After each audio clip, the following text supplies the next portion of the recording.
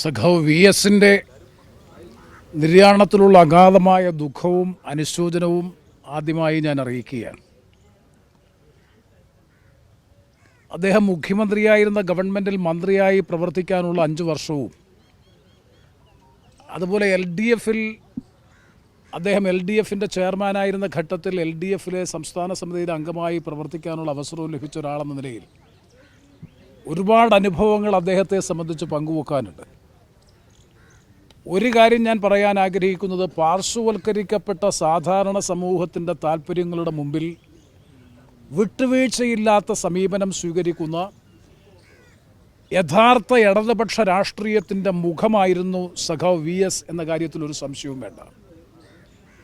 ഏതൊരു രാഷ്ട്രീയ തീരുമാനവും ഭരണപരമായ തീരുമാനവും എടുക്കുമ്പോൾ അദ്ദേഹത്തെ സ്വാധീനിച്ചിരുന്ന ഏറ്റവും പ്രധാനപ്പെട്ട ഘടകം അത് വികസനോന്മുഖ വിഷയങ്ങളാണെങ്കിലും ക്ഷേമപ്രവർത്തനങ്ങളാണെങ്കിലും മറ്റു നിർണായകമായ തീരുമാനങ്ങളാണെങ്കിലും അദ്ദേഹത്തെ സ്വാധീനിച്ചിരുന്ന ഏറ്റവും പ്രധാനപ്പെട്ട ഘടകം ആ തീരുമാനം എത്രമാത്രം സാധാരണ സമൂഹത്തിന് ഗുണകരമാകുമെന്നതിനെ ആശ്രയിച്ചുകൊണ്ടാണ് ഓരോ തീരുമാനങ്ങളും എടുത്തിട്ടുള്ളത് എന്നുള്ളത് വ്യക്തമാണ്.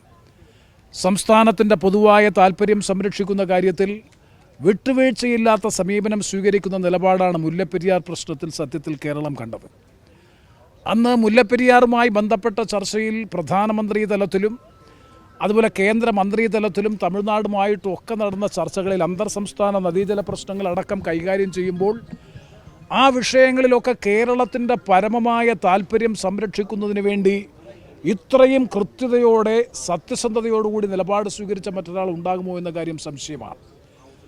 ആ നിലയിൽ എല്ലാ കാര്യങ്ങളിലും അതാണ് ഞാൻ നേരത്തെ സൂചിപ്പിച്ചത്, സംസ്ഥാനത്തിൻ്റെ പൊതുവായ താൽപ്പര്യങ്ങൾ സംരക്ഷിക്കുന്ന കാര്യത്തിൽ വിട്ടുവീഴ്ചയില്ലാത്ത സമീപനം, ഭരണപരമായ തീരുമാനങ്ങളെയൊക്കെ സ്വാധീനിക്കുന്ന ഏറ്റവും പ്രധാനപ്പെട്ട ഘടകം നിസ്വസമൂഹത്തിൻ്റെയും ജനപക്ഷ രാഷ്ട്രീയത്തിൻ്റെയും വക്താവായി പ്രയോക്താവായി എക്കാലവും കേരളത്തിൽ അറിയപ്പെടുന്ന ഒരു രാഷ്ട്രീയ നേതാവ് എന്ന നിലയിലൊക്കെ സംസ്ഥാനത്തിന് ഒരിക്കലും വിസ്മരിക്കാൻ കഴിയാത്ത ഒരു ഭരണകർത്താവും രാഷ്ട്രീയ നേതാവുമായിരുന്നു സഖാവ് വി എസ്.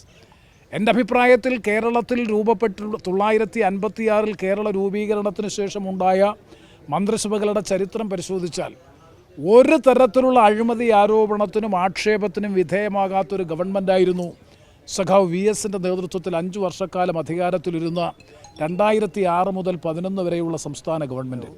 അതിൻ്റെ ഏറ്റവും പ്രധാനപ്പെട്ട കാരണം ആ ഗവൺമെൻറ്റിന് നേതൃത്വം കൊടുത്ത മുഖ്യമന്ത്രി സഖാവ് വി എസ് തന്നെയായിരുന്നു അതിൽ ഏറ്റവും പ്രധാനപ്പെട്ട ഘടകം.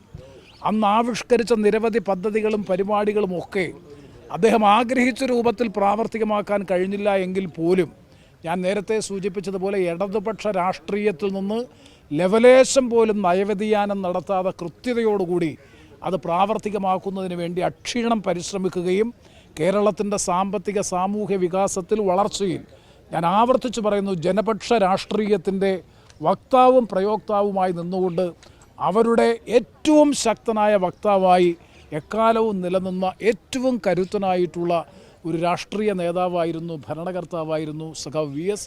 പ്രതിപക്ഷ നേതാവ് എന്ന നിലയിൽ അദ്ദേഹം ഉയർത്തിക്കൊണ്ടുവന്ന ജനകീയ പ്രശ്നങ്ങൾ, ആ ജനകീയ പ്രശ്നങ്ങൾ പരിസ്ഥിതിയുമായി ബന്ധപ്പെട്ടുകൊണ്ട്, സ്ത്രീ സുരക്ഷയുമായി ബന്ധപ്പെട്ടുകൊണ്ട്, അഴിമതിക്കെതിരായിട്ടുള്ള പോരാട്ടം അടക്കമുള്ള നിരവധി പോരാട്ടങ്ങളൊക്കെ നടത്തുമ്പോൾ തികച്ചും ആർജവത്തോടുകൂടി നല്ല ആത്മശക്തിയോടുകൂടി ഇടപെടാനും പോരാട്ടങ്ങൾക്ക് നേതൃത്വം കൊടുക്കാനും കഴിയുന്നത് സത്യസന്ധമായിട്ടുള്ള പൊതുപ്രവർത്തനവും അഴിമതിരഹിതമായ പൊതുജീവിതവും നയിച്ചു എന്ന ആത്മബലത്തിൻ്റെ അടിസ്ഥാനത്തിലാണ്. അത്തരത്തിലൊരു വ്യക്തിയെ ഒരുപക്ഷെ ഇനി കേരളത്തിന് ലഭിക്കുമോ എന്ന കാര്യം തന്നെ സംശയമാണ്. അദ്ദേഹത്തിൻ്റെ രാഷ്ട്രീയമായ ഇച്ഛാശക്തി, പൊളിറ്റിക്കൽ വിൽ, അത് ഏറ്റവും ശ്രദ്ധേയമായിട്ടുള്ള നിർണായകമായ പ്രതിസന്ധി ഘട്ടങ്ങളിൽ പോലും അചഞ്ചലമായി നിന്നുകൊണ്ട്, അക്ഷോഭ്യനായി നിന്നുകൊണ്ട് ആ പ്രതിസന്ധികളെ അതിജീവിക്കുന്നതിനുള്ള ആത്മബലവും ആ ഒരു ധൈര്യവും കരുത്തും ശക്തിയും അനിതര സാധാരണമെന്ന് മാത്രമേ വിശേഷിപ്പിക്കാൻ കഴിയൂ. ആ ജനപക്ഷ രാഷ്ട്രീയത്തിൻ്റെയും ഇടതുപക്ഷ രാഷ്ട്രീയത്തിൻ്റെയും ശരിയുടെയും നീതിയുടെയും മുഖം എന്ന് വിശേഷിപ്പിക്കാൻ കഴിയുന്ന സഖാവ് വി എസിന് പകരം വെക്കാൻ മറ്റൊരാൾ ഇന്ന് കേരള രാഷ്ട്രീയത്തിലില്ല. അദ്ദേഹത്തിൻ്റെ ജ്വലിക്കുന്ന ഓർമ്മകൾക്ക് മുമ്പിൽ ആദരാഞ്ജലി അർപ്പിക്കുന്നു. തീർച്ചയായും അദ്ദേഹം കേരളത്തിൽ എക്കാലവും കേരളത്തിൻ്റെ രാഷ്ട്രീയ ചരിത്രത്തിന് വിസ്മരിക്കാൻ കഴിയാത്ത ഒരു രാഷ്ട്രീയ നേതാവായി കേരളത്തിൻ്റെ മനസ്സിൽ നിറഞ്ഞു നിൽക്കുമെന്ന കാര്യത്തിൽ ഒരു സംശയവും വേണ്ട.